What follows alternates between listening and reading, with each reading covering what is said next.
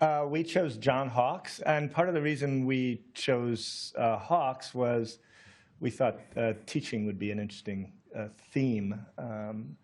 And he was my instructor at Brown, and was one of the, how to put it, one of the most interesting and weird guys I've ever come across. And I feel that way about Jim, yeah, who was also so my there's a instructor. real Who was your instructor? So Right. this has changed. So Yeah. it's so you guys are like Socrates, Plato, and Aristotle.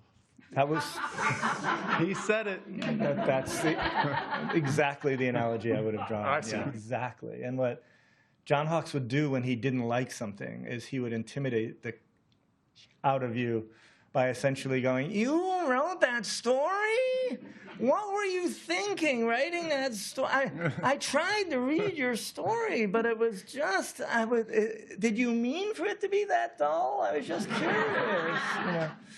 And one of the things he prided himself on was knowing absolutely nothing about popular culture, nothing whatsoever. And so this would take the form of almost anything. You know, you'd say, somebody would make a reference to Mickey Mouse, and he would go, "Wait a minute, do we all know what that is?" You know, and you'd be like, "Come on, Jack." And you'd be like, "No, is there a mouse that I should know?" You know, that kind of thing. And you never knew how much he was putting you on.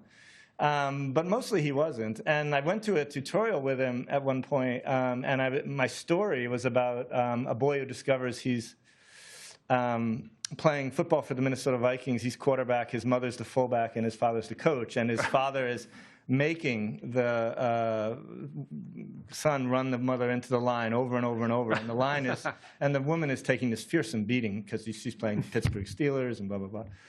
And Hawkes brought me in, and he's like, "I love this story. The psychodynamics are so interesting, and it's so evil and funny at the same time." And he goes, "And this game you've invented, this crazy game with its own logic." And I'm sitting there going, am I gonna just take this? And so finally, I had just enough integrity to sort of go, "Come on, Jack, you've heard of football." And he goes, "Is this football?" He goes, "But you've added so much. When they cross the goal line, they kick an extra point. They never explain why they kick an extra point. You just get an extra point." I was like, "You've got to be kidding." He goes, "No, it's amazing." Well, you know, just looking at the work, you wouldn't be surprised. I mean, the work is esoteric, and it is full of stuff that it's not easy to access. It's not easy to access. And in fact, over and over again, you would talk to him about his work. And, you know, he's considered a fabulous. You talk to him about his work, and you would go, "I love that part that's so weird." And he goes, "Why is that so weird?" And he thought it was straight up. He was just straight up realism for Jack. That was the way he negotiated the world, essentially. Did you see any of that kind of pedagogical method filter down through Jim?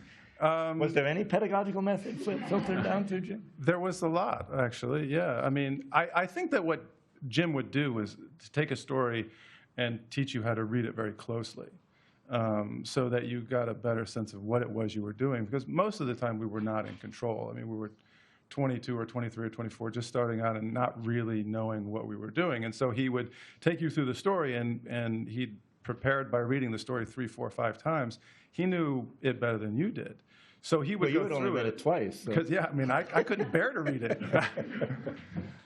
So it actually became a much broader conversation in the workshop than just the work that we were expected to turn in, or that we were hoping would be good and would be met with, a opprobrium and